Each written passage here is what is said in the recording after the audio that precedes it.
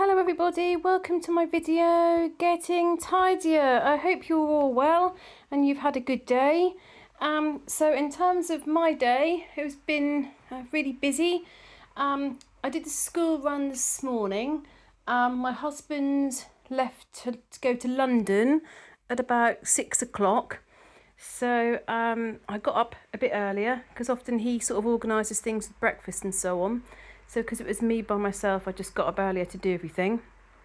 Last night I went to bed really late because I was finishing off this costume, the World Book Day costume for tomorrow, and my husband went to a black tie event. So he went to like a business event. He had a lovely time apart from the fact that he had a bad allergic reaction to, we think it was Brazil nuts. So that was a bit of a worry. So he had sort of the maximum amount of antihistamine and that seemed to calm everything down. And then I set my alarm clock for 2:30 in the morning just to check that he was, feeling okay still in the middle of the night. So all was well, thankfully. So I wanted to show you the disaster, which is the kitchen. You're helping me so much by keeping me motivated and enthusiastic and to keep on going with this because it can easily become a bit, I don't know, what's the word, demotivating when things start slipping. So this is the result of just 2 nights. Well, I haven't done much because I've been working on this costume. So the first night my husband and I worked until just before midnight. And then last night I finished at about 9:30. And my husband got back about 10:30. So I watched a little bit of telly in the evening. And after sort of working all day and being busy all day and then doing the costume all night, my eyes started aching and I just wanted to sit down for a bit. So today, after I did the school run, I then went straight to the head office today. If I'm honest, I resent going into the office too many times in the week. I really like being at home. I think we just save so much time. There's so many benefits to home working and you get lots done. But today I had a few meetings that I needed to do face to face. So my first meeting was with somebody who's just started working for me in my team that I recruited just before Christmas. So that was good, just having a catch up to see how he's getting on. Then I met to talk about some emergency arrangements that we have in place for one of our very large buildings. Just talking about in the event of an evacuation, if we're not able to get straight back into the building, the arrangements that we have in place. Then I met for my other job to talk about some new resources we've got access to. It's a little bit like YouTube, but it's a sort of more of an academic portal where you can get videos for all different things.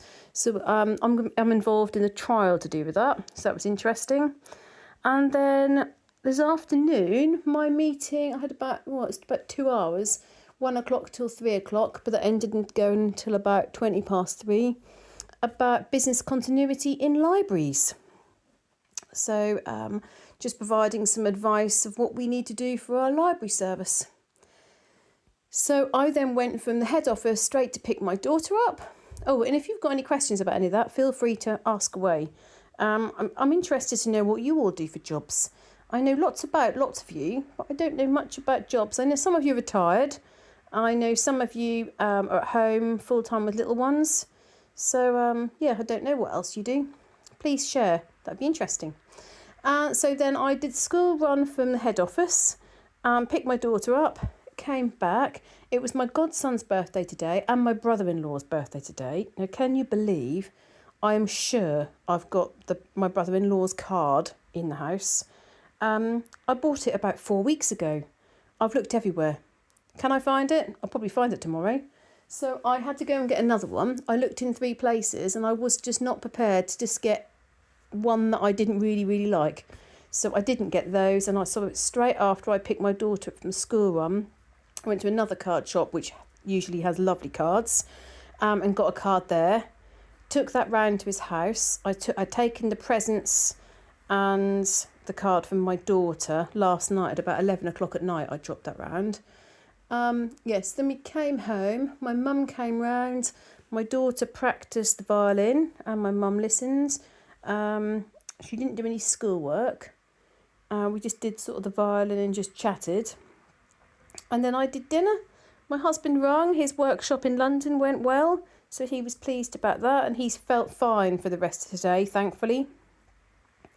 So while I was heating up our soup, and we had soup and broccoli today as a good way of my daughter eating leeks. So we had leek and potato soup, and she had pepper as a snack straight after school, and then also broccoli. Because of course, broccoli is a superfood, so we eat a fair amount of broccoli in this house. So we had dinner, and because I couldn't be in two places at once, and everything seemed like a bit of a juggle for the next couple of days, she didn't go to band today. So we went to Guides, and Guides went really well, because we're doing Mother's Day. It's Mother's Day this Sunday, and they've made these lovely soaps. So we made soaps from scratch. They've put them in like netting with ribbons, little bags, Mother's Day cards. So hopefully all the mums will be really pleased. So the video that you can see at the moment, so I did some work whilst I was waiting for the soup and so on to heat. And then I did a little bit when my daughter was finishing off, and then when she went and got her guide uniform on. And then after Guides, I've come home and done some more. So I just think it's, quite interesting that we can work really, really hard on the house, and you can just have one day where you don't do so much, or like in my case, 2 evenings where I haven't done so much, and then how things just start building and you just start getting things piled up. It just seems so easy and quick to do. So tomorrow, so as I said, my husband's still in London. So tomorrow again, we'll get up early to get everything done. I'm straight after the school run, I'm coming home. So that's good. I'm pleased that I'm coming home. I've got one meeting first thing in the morning. And then I've got sort of a few hours where I can just get my emails and get things sorted out. Because that's the only thing. With days like today, there's like no chance to actually work because you're just having meetings. So I'll be able to focus on completing some reports. And then over lunchtime, as my lunch break, I'm having a review meeting with someone who's doing a learning and development qualification. So she works in like an HR department of an organisation. And so she's doing that qualification at the same time as working full time. So I'm going to meet her. She's just finished sort of A-level, so she's only 19. Very keen, very enthusiastic, and getting on really well so far. So that'll be good. Then I come home. I've got one meeting in the afternoon, and then tomorrow's a bit different because my daughter's got a secret project to do with her crochet club. So she's actually at school until 5 o'clock. So she's not going to see Grandad very much, which is a bit of a shame. But she really, really wanted to go to this special crochet club.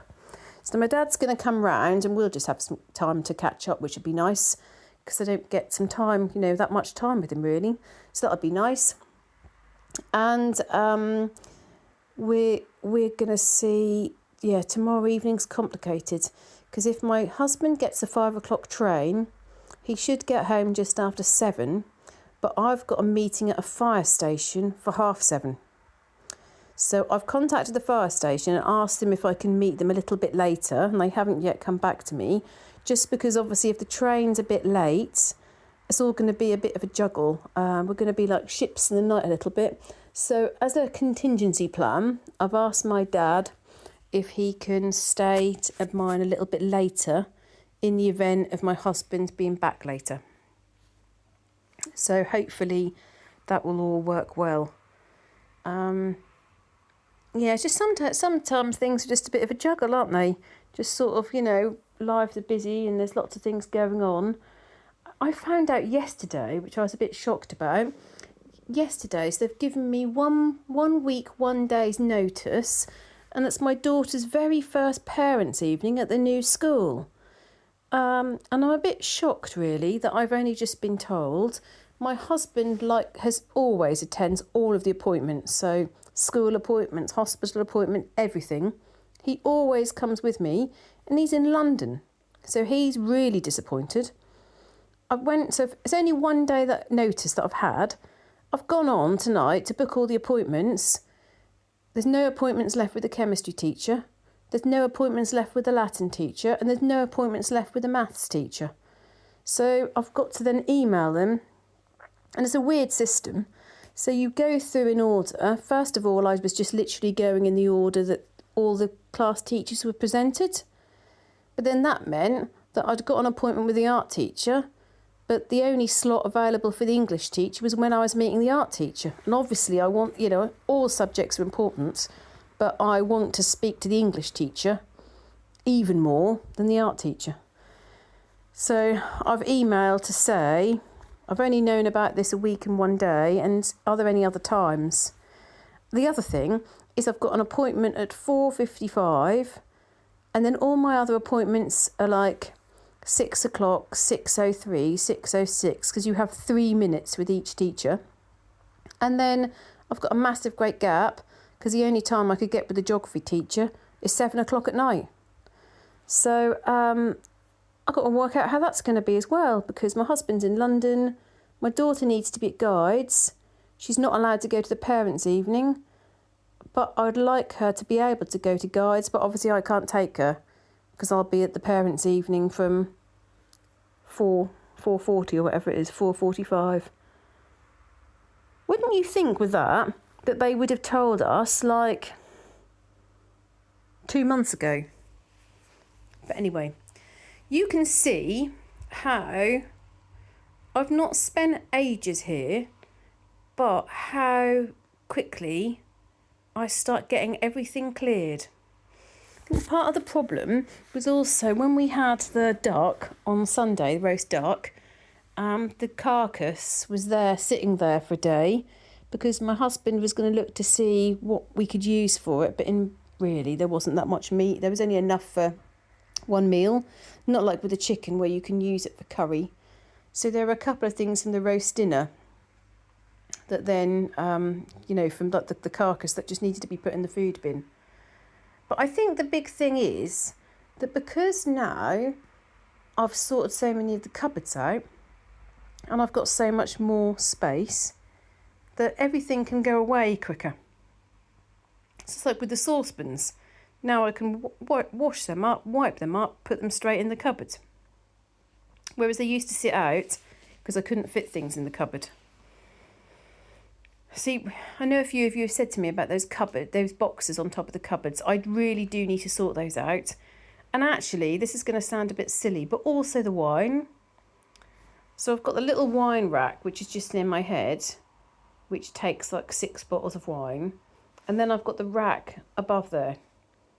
And I would say that the rack above there with the wines has been there for 6 years, probably with the same bottles. So we don't really drink that much. And if we do, see there's a bottle next to the kettle, that's a particular type of wine that we'll have 1 glass of with our Sunday dinner. So I think really, it's funny, isn't it, decluttering alcohol, but I think I should take all those bottles off there, and then me and my husband decide which ones we're going to keep, which ones are we never going to drink, which ones are we going to drink, and then just drink them. Don't buy any other wine until they're drunk. And if we're not going to drink them, then we're better just to give them away, aren't we? I do think there's a couple of bottles there. One which I bought for the year of my daughter's birth, a bottle of champagne. So she'd have that when she can have that when she's 21 or something. And then there's a bottle of wine that we bought on a wedding anniversary in Italy. But the others, we should sort through. Which reminds me, exciting news.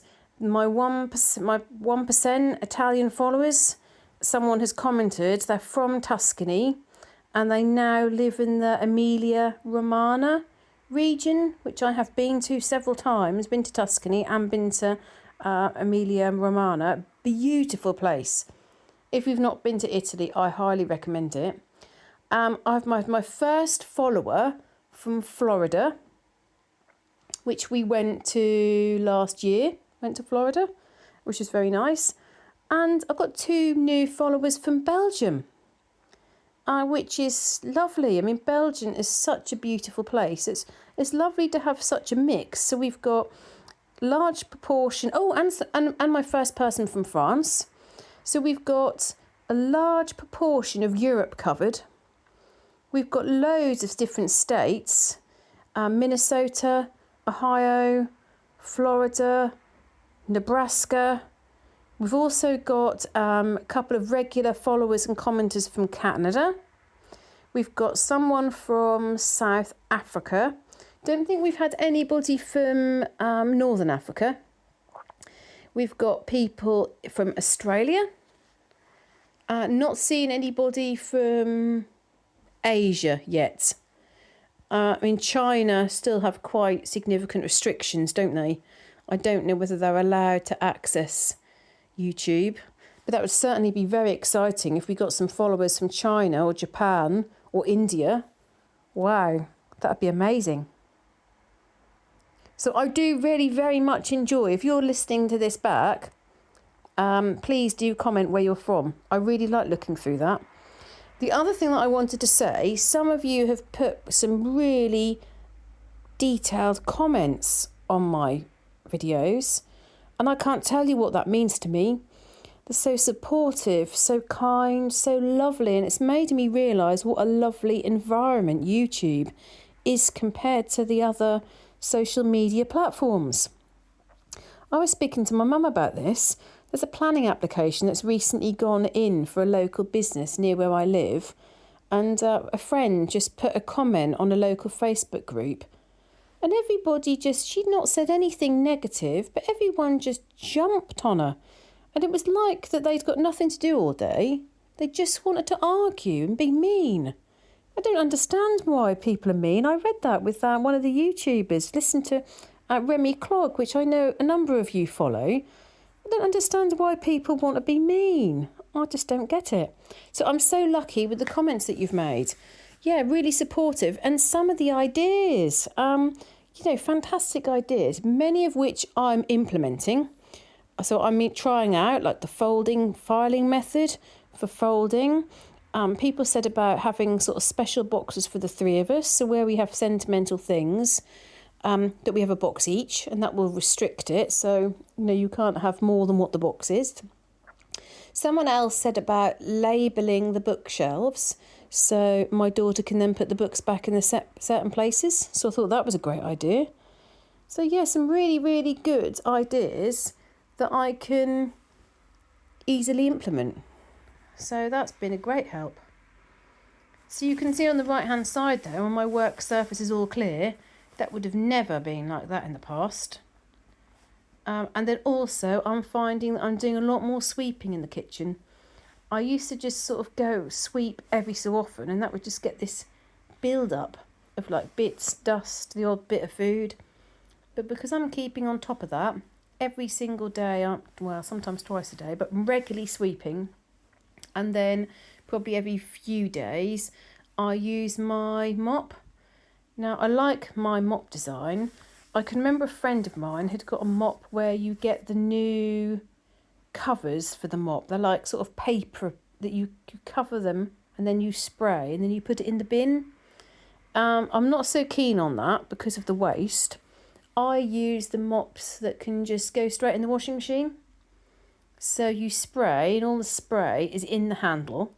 So spray, spray, spray on the floor, and you'll probably see me do that in a minute. And then once the mop head's dirty, you just stick it in the washing machine. Easy. The other thing I really need to do, and you can see from this angle, I need to do all my kickboards, clean my kickboards, and clean underneath the cupboards where like the grease goes, almost like in the steam. I don't know if any of you have that, like with the tops of your cupboards. You get like sort of grease that sits on the tops of the cupboards, and you have to get something quite powerful to cut through it. But yeah, I really like these mops. Although, when I did my massive sort out in the cupboard under the sink, I thought if anyone had asked me, I'd have probably said that I've got 4 of those mops. So use one, put one in the wash, one's drying, and I got spare one type thing. I found 8. I found 8 of them. I don't need 8, do I? That's crazy. I've kept them all at the moment because they're so expensive. But really, I didn't need that many. So you can see that I'm then doing more in the kitchen and just finishing off. And then the end of the video, I'm just getting myself a drink because I realised I've not drunk enough today. And then at the end of the video, I show you my dining table, which I'm afraid it's got a sewing machine, it's got stuff covering it. Oh, it's gotten such a muddle. But once the outfit day tomorrow, World Book Day, I'll finish the outfit and I'll be able to, tidy up again. So I just want to show you again, for those of you I know who work so hard in your house, there's so many YouTubers that have like these show houses, and I just think it's just one day, it's just 2 days. 2 days of doing all the sewing stuff all over the floor, the furry soft fabric sheds, and it's all over the floor. How things can easily slip. But look at the kitchen. I've got clear work surfaces. Anyway, if you've got this far, thank you so much for your support. Thank you for your encouragement. Thank you for your fantastic comments. And please keep them coming. And I'll see you in the next video. Bye!